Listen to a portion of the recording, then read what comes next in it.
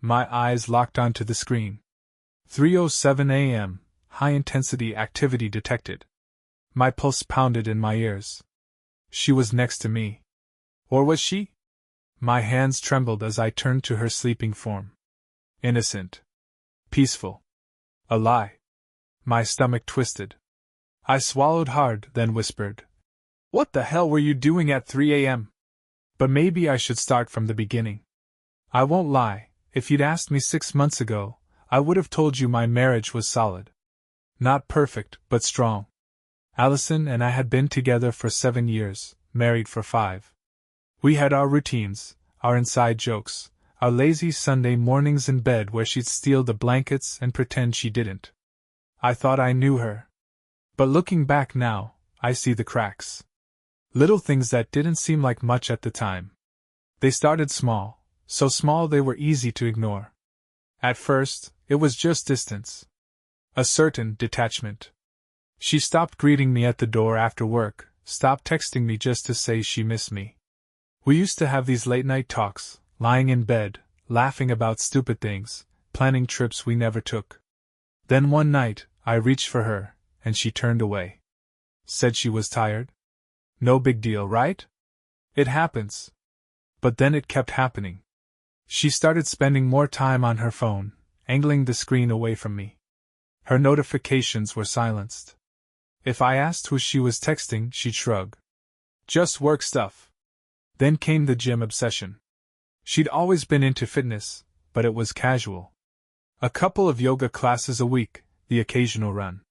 But suddenly, she was going every day. Morning workouts, then again at night. I remember joking about it. "Damn, babe, training for the Olympics?" But she just smiled and said, "I just want to feel good about myself."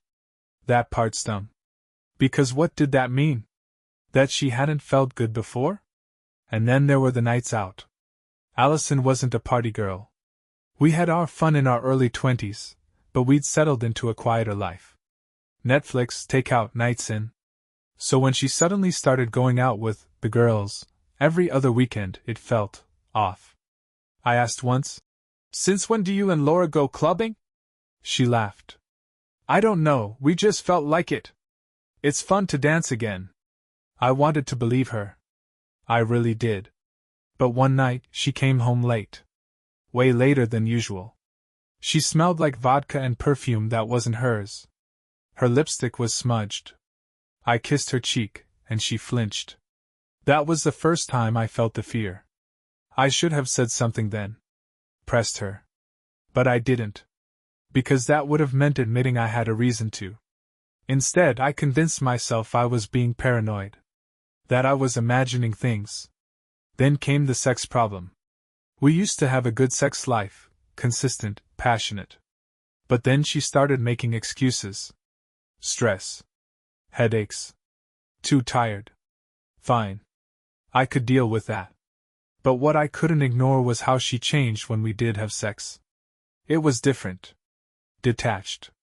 Like she was somewhere else entirely. Like she was guilty. One night, in the middle of it, I whispered, "I love you." She hesitated. Just for a second. But I felt it. She still said it back. But something had shifted. I should have trusted my gut. But I didn't. Because if I did, if I let myself really look at the signs, I would have to admit that the woman I loved was slipping away. And I wasn't ready to face that. Not yet. It happened on a random morning. A stupid, ordinary Tuesday. I was getting ready for work, still half asleep, sipping my coffee while Allison rushed around the bedroom, grabbing her gym bag. She was in a hurry, as usual. Lately, it felt like she was always rushing to be somewhere that wasn't here. Her phone buzzed on the nightstand. I glanced at it out of reflex. Just a notification from her fitness app, some daily activity reminder. Nothing suspicious. Nothing unusual. And yet, for reasons I still don't fully understand, I picked up her fitness bracelet instead. It was a Christmas gift from me last year. She wore it religiously, tracking her steps, her workouts, even her sleep patterns. It was synced to both our phones, she'd connected it to our shared app ages ago. I wasn't looking for anything. I wasn't suspicious in that exact moment. I was just curious. So I tapped open the app on my phone. And what I saw made my stomach drop. 3:07 a.m., high-intensity activity detected. I stared at the screen, my brain struggling to process what I was looking at. My heartbeat drummed in my ears. I scrolled back. The previous night, 3:12 a.m., elevated heart rate, calorie burn recorded. And before that? Another late-night spike. It wasn't every night, but often enough that a sick feeling twisted in my gut. I blinked, trying to rationalize. Maybe it was a glitch. Maybe the device misreads something? But no. That didn't make sense. I looked at Allison, standing in front of the mirror, adjusting her ponytail. She looked so normal. Like a wife who wasn't sneaking out of bed in the middle of the night. But that data didn't lie. I forced my voice to stay casual. Hey, your bracelet recorded a workout at 3 a.m. last night. She barely reacted. Huh?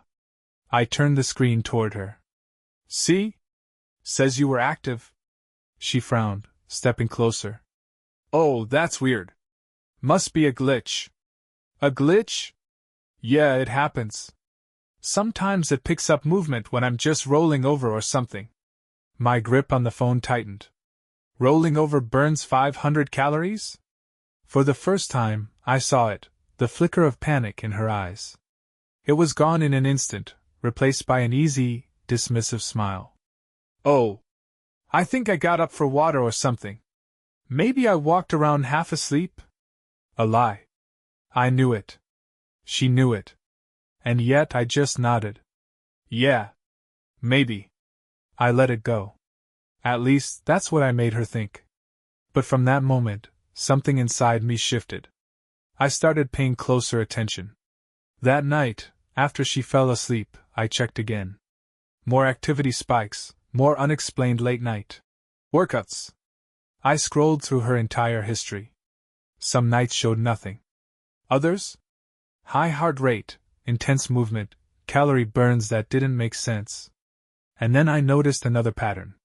The spikes often happened on the same nights she went out with the girls. Or nights when I fell asleep early. My throat went dry. I started watching her. Not in an obvious way, not enough to tip her off. But I took mental notes. What time she went to bed. How long she actually stayed in bed. Whether she got up in the middle of the night. One night, I purposely stayed awake longer than usual, pretending to scroll through my phone while she turned over, back facing me. At 2:48 a.m., she slipped out of bed. I barely breathed as I listened. Soft footsteps. The faintest rustle of fabric. The creak of the bedroom door opening. I waited a few seconds, then got up, my heart pounding so hard I thought it would wake the whole damn house. The apartment was dark, silent. But when I peeked out of the bedroom, I saw it, the glow of her phone screen in the hallway. She was standing near the front door. Texting. My stomach twisted. I watched as she hesitated, then turned back toward the bedroom. I hurried back under the covers, shutting my eyes just as she crept inside. The mattress shifted as she climbed in next to me. Her breathing was steady. Calm. As if she hadn't just been sneaking around at 3 a.m. That was the moment I knew. It wasn't a misunderstanding. It wasn't paranoia. Something was going on. And I was going to find out exactly what. I didn't sleep that night. I lay in bed, staring at the ceiling, feeling like my whole world was unraveling one thread at a time. The fitness bracelet had confirmed what my gut had been trying to tell me for weeks. Allison was lying. And not just about something small, this was bigger. Darker. I needed proof. Real, undeniable proof. So the next morning, while Allison was in the shower, I grabbed her fitness bracelet. My hands were shaking as I scrolled through the app on my phone. And then I saw it. A pattern. It wasn't just random late-night activity. The spikes, the intense calorie burns, the elevated heart rate, the movement, always happened on the same nights. And they lined up with her girls' nights out. My chest felt tight. I clicked on her GPS history. I wasn't sure if it would show anything, but when the map loaded, my stomach twisted into knots. She hadn't been at Laura's house last Friday. She had been across town. At a random address I didn't recognize. My vision blurred. I heard the shower turn off. I quickly placed the bracelet back where I found it, and forced myself to act normal. I had to confront her. But I needed to be smart about it. That night, I suggested we have dinner together, just the two of us. A nice, quiet meal at home. She hesitated. I was actually thinking of going out with the girls. Of course she was. I kept my voice casual. Again? You just went out last weekend. She laughed lightly. Yeah, but Laura's going through something, and she needs a girls' night. I nodded. Where are you going? Just the usual bar downtown, she said easily. Another lie. I swallowed the rage bubbling up inside me. All right. Have fun. She kissed my cheek. She kissed me, knowing damn well what she was about to do. And that's when I knew I wasn't going to let this go. She left around 9 p.m., dressed to impress. Too much perfume. A dress I hadn't seen her wear in months. I watched from the window as she got into her car and drove off. I gave her a 20-minute head start before getting into my own car. I already knew where she was going. I had plugged the unknown address from her GPS history into my phone earlier. I wasn't sure what I expected to find when I got there, but when I pulled up in front of the house, my blood turned to ice. It wasn't a bar. It wasn't Laura's place. It was a man's house. A sleek, modern townhouse in a quiet neighborhood. Lights on. A car in the driveway. And Allison's car parked right next to it. I gripped the steering wheel so hard my knuckles turned white. I could have turned back. I could have waited until morning to confront her, let her lie to my face one last time. But I was done waiting. I got out of my car and walked up to the house. My heart was hammering, but I didn't hesitate. I knocked. Loud. Silence. Then footsteps. The door opened slightly, and a man stood there. Mid-30s, athletic build, shirtless. Sweating. My wife's sweat was probably on him. His brows furrowed. Can I help you? I didn't blink. Yeah. Is Allison here? A flicker of something in his eyes, panic. He masked it quickly, but I caught it. Allison? He forced a confused chuckle. Sorry, man. I think you got the wrong house. I clenched my jaw. Her car's in your driveway. He glanced back over his shoulder, asterisk asterisk like an idiot, asterisk asterisk as if checking whether she was there. And that was all the confirmation I needed. I pushed past him and stepped inside. Hey man, what the hell? And then I saw her. Allison. Standing at the end of the hallway, wrapped in nothing but a bedsheet. Her eyes went wide. Oh my God! Everything froze. The world slowed to a crawl. I could hear my own heartbeat in my ears. Her mouth opened, then closed. Then opened again. It's not what it looks like. A fucking cliché. I let out a dry, humorless laugh. Really? Because it looks exactly like what I think it is. She grabbed the sheet tighter around herself. I can explain. The guy, her lover, held up his hands. Look, man, maybe we should all just calm down. I turned to him. Shut the fuck up. He did. I looked back at Allison. Explain. She hesitated. Her lips parted then. I was just helping him with something. I laughed. Actually laughed. Helping him? Right. At 3 a.m? In his bed? Naked? Her face was bright red. It's not like that. I took a slow step toward her. Then what's it like, Allison? Because your fitness bracelet says otherwise. Her breath hitched. She knew. She knew she was caught. And then, like the manipulator she was, she switched tactics. Her eyes filled with tears. I never meant to hurt you. I stared at her. You just meant to fuck him? She gasped, like I was the villain.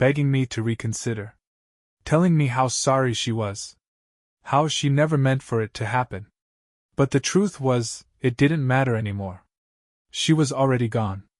The next few days felt like a blur. Allison tried reaching out again. Texts, calls, emails. I ignored them all.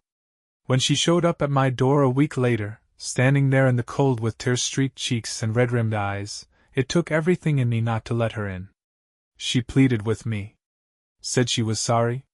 Begged for another chance. She even promised she'd do anything to make it right. But there was nothing left. I didn't love her anymore. Not in the way I had once. The trust was gone, and no amount of begging or apologies could fix that.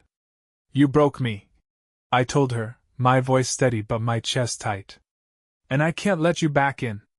I can't forgive you for this. She shook her head, still crying, but I didn't feel the pull to comfort her. I didn't feel the need to make it okay. I had nothing left to give. And that was the moment I truly understood. I wasn't the man I had been before.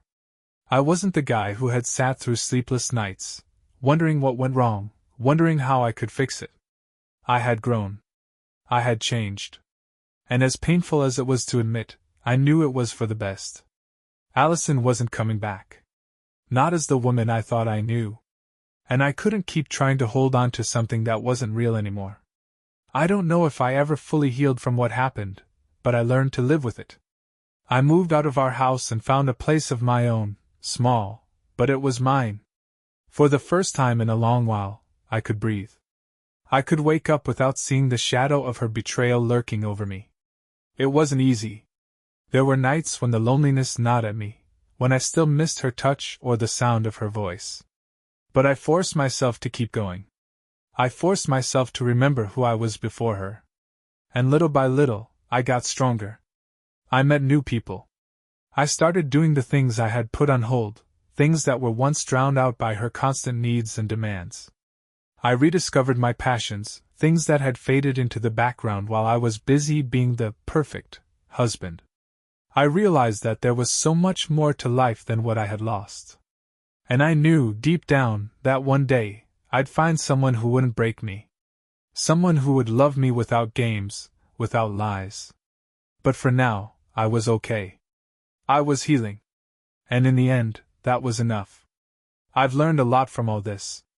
More than I ever wanted to, honestly. But there's a strange kind of peace in knowing that I'm not the man I was before. The man who believed that love was enough to fix everything. The man who thought he could change the course of someone else's actions. I thought that if I loved Allison enough, things would be okay. That if I sacrificed more, compromised more, I could hold on to something that was never meant to be mine. But the truth is, you can't save someone who doesn't want to be saved. I was the one who needed saving. I just couldn't see it back then. I learned that love isn't just about grand gestures or promises whispered in the dark. It's about trust, honesty, and respect. It's about standing by each other, not just when things are easy, but when they're hard. And when that trust is broken, when you're left with nothing but lies and betrayal, you have two choices. You can keep fighting for something that no longer exists, or you can walk away and rebuild. I chose to walk away. It's hard to look back on all the years I spent with her and not feel the sting of it all. The dreams we built together, the family we talked about, the life I thought we would have. It all feels like a distant memory now. But even though it hurts, I'm learning to let it go. Because the truth is, I'm stronger without her. I don't have all the answers, and I don't know what the future holds. But I know that I'm moving forward, step by step, and that's all I can do. So if you're reading this and you're in the same place I was, broken, betrayed, confused, know this. You will survive. You will heal. And you will find your way back to the person you were before it all fell apart. Maybe even a better version. Leave a comment with your thoughts on the story. And subscribe to our channel so you don't miss new interesting stories. See you soon.